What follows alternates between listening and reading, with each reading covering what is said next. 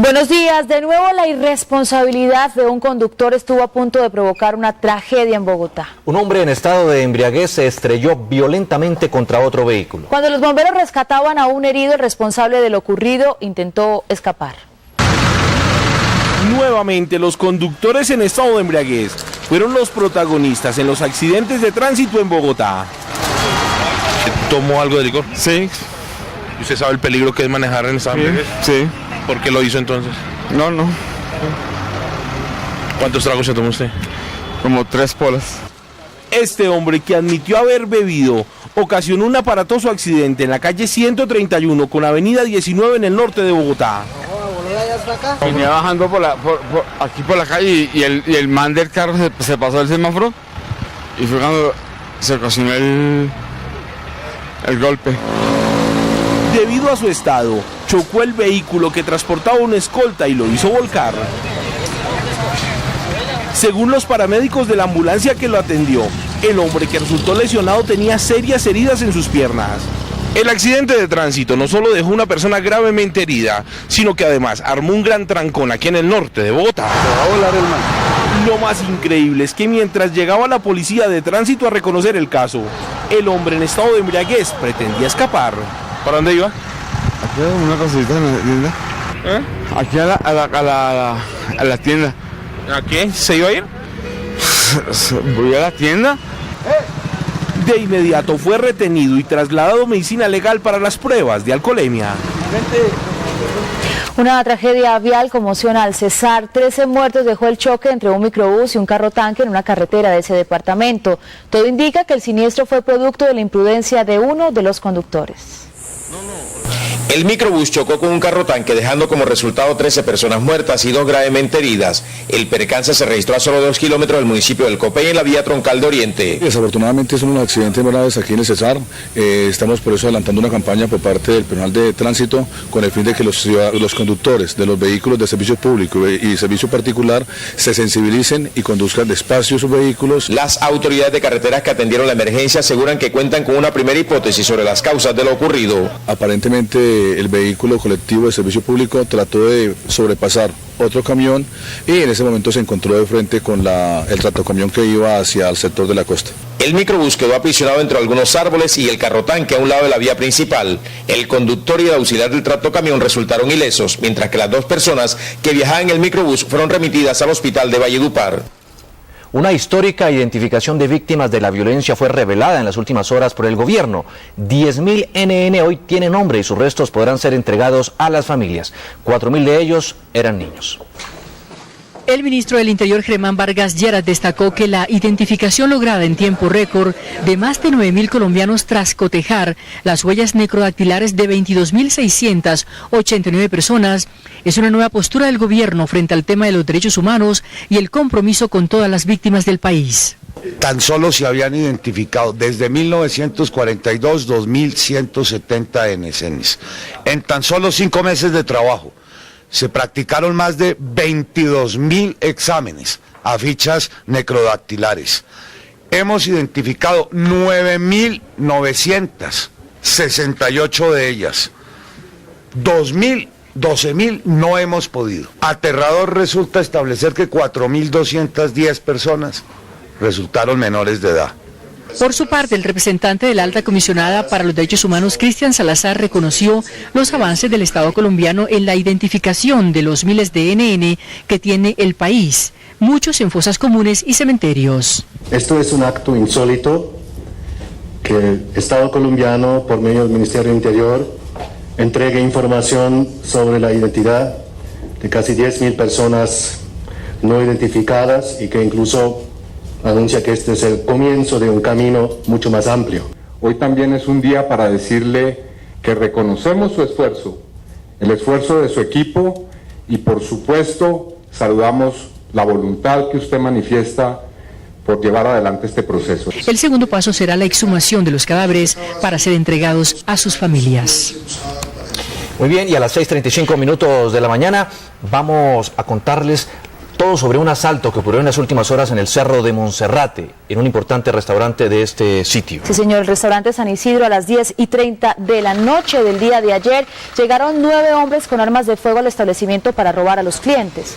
Así es, los hombres llegaron después de que la policía descendió del Cerro de Monserrate. El servicio de vigilancia de los uniformados se presta hasta las 9 de la noche.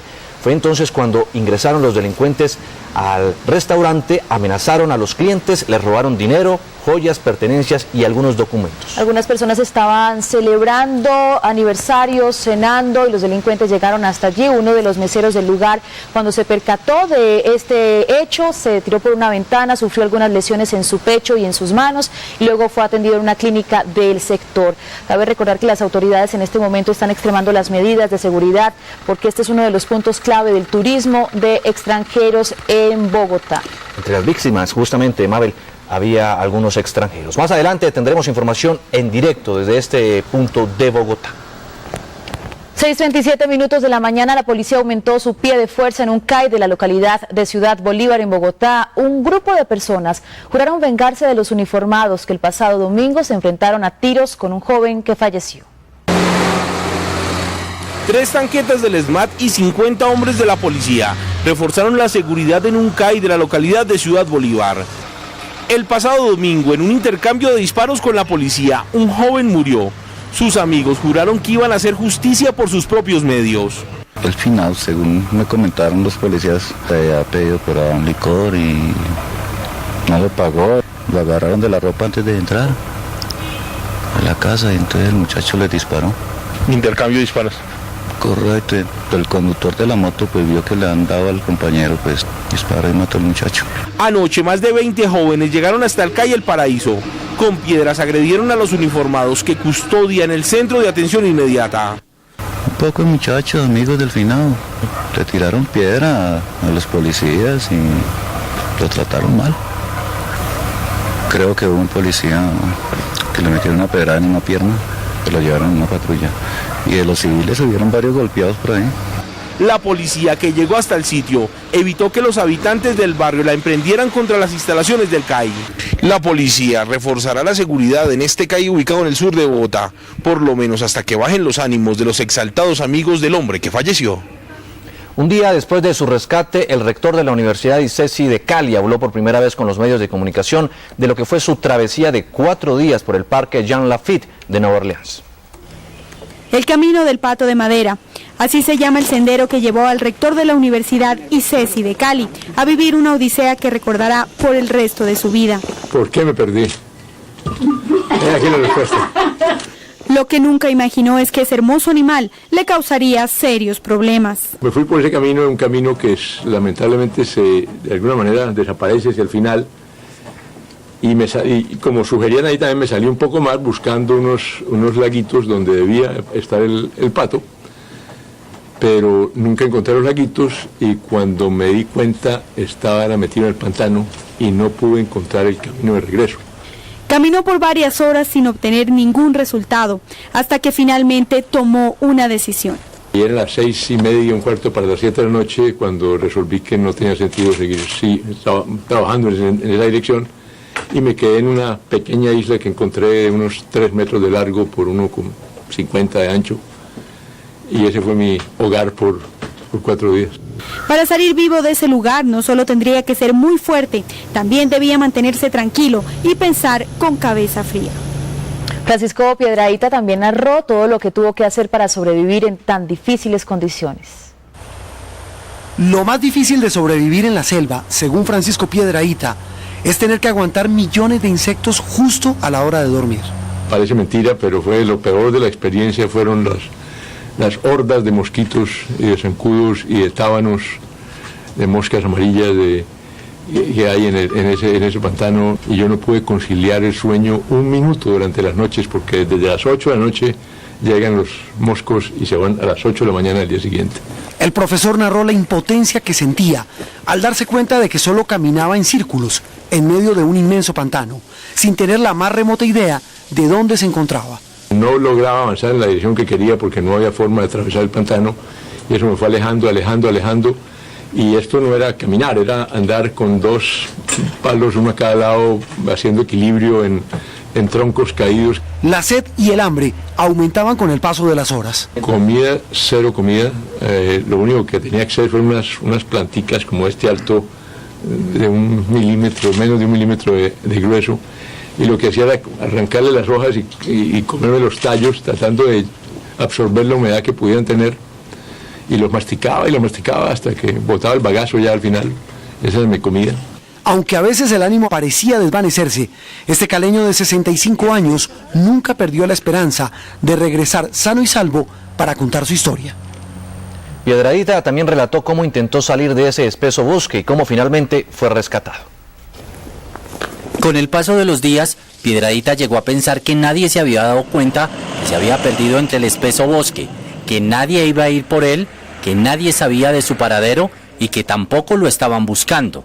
Eso, la paradoja más increíble de esto es que yo el cuarto día por la mañana creía francamente que habían tirado la toalla, como dicen, que la búsqueda se había terminado. El rector cada día perdía la fuerza, sabía que el tiempo corría en su contra y comenzó su travesía en este terreno inhóspito.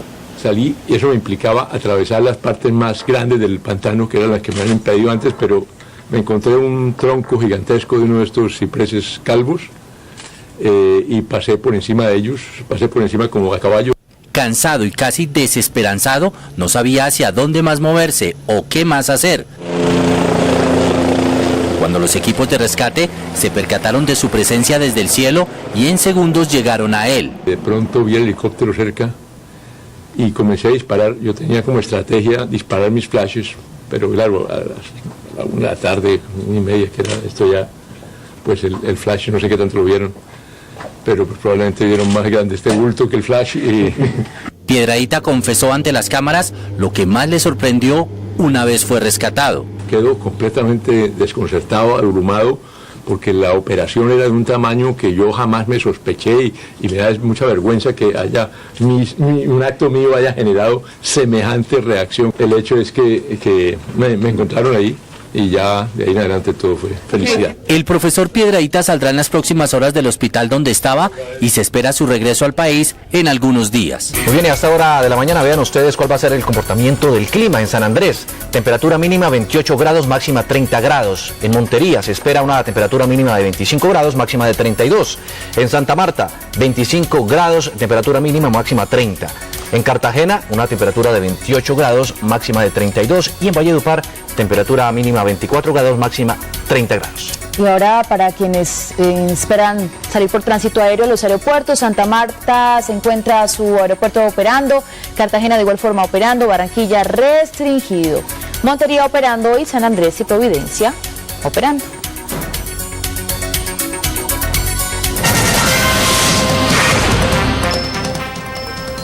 Una banda de asaltantes llegó al restaurante San Isidro de Monserrate y atracó a los clientes. Entre los comensales había varios extranjeros. Karen Acero, ¿qué información tiene de lo ocurrido en la noche en ese lugar? Muy buenos días. La información que se tiene hasta el momento es que el hecho se registró entre 9 y 10 de la noche, precisamente aquí en el reconocido restaurante San Isidro, ubicado en el Cerro de Monserrate, en pleno centro de Bogotá. Las autoridades dicen que entre 8 y 10 hombres fuertemente armados ingresaron a este prestigioso restaurante, intimidaron a algunos clientes y a trabajadores y se llevaron, entre otras cosas, dinero producido del restaurante, también celulares de algunos usuarios y documentos de clientes extranjeros que se encontraban a esa hora en este lugar.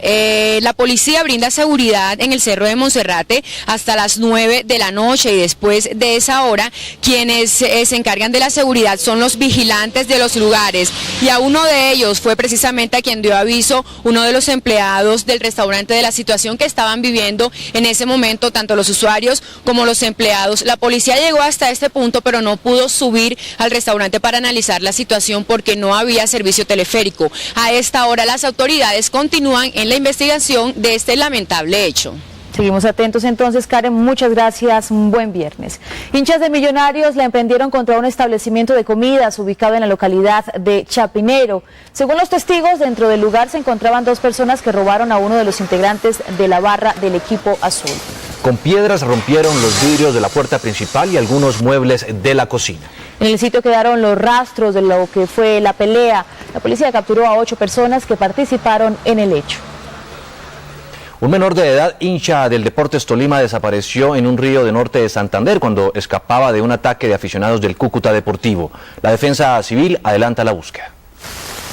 Por esta vía que conduce al municipio de Sardinata, viajaban a pie los hinchas del Deportes Tolima cuando, según Alan Bermúdez, fueron atacados por aficionados del Cúcuta Deportivo. A pura piedra y a palos y cuchillos, y entre nosotros del miedo arrancamos a correr, lo botamos al río ese Sardinata y se murió el chino, se nos ahogó.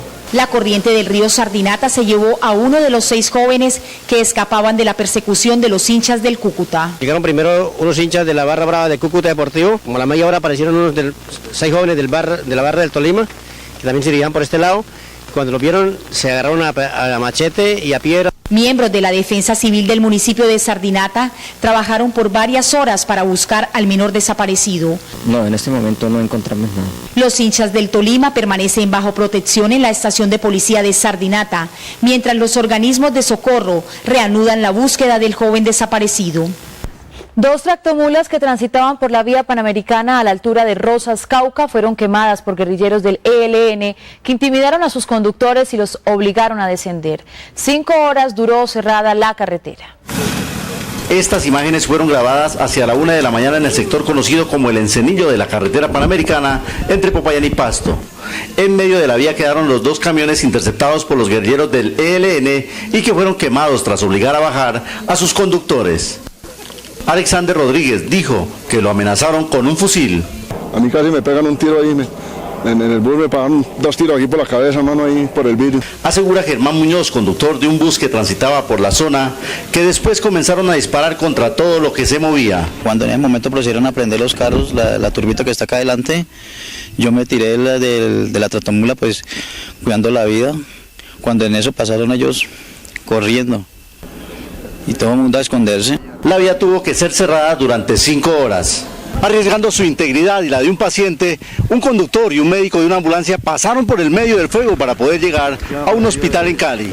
El médico Eduardo Fajardo aseguró que decidieron hacerlo por el delicado estado de salud del paciente que transportaban. Un paciente crítico hasta la ciudad de Cali y pues prima la vida del paciente de todas formas. Cuando se fueron los guerrilleros, habitantes del sector aprovecharon la situación para ver qué lograban recuperar de los automotores quemados.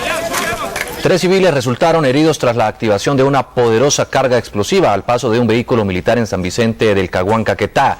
Una cámara de noticias Caracol llegó minutos después del atentado atribuido a las FARC.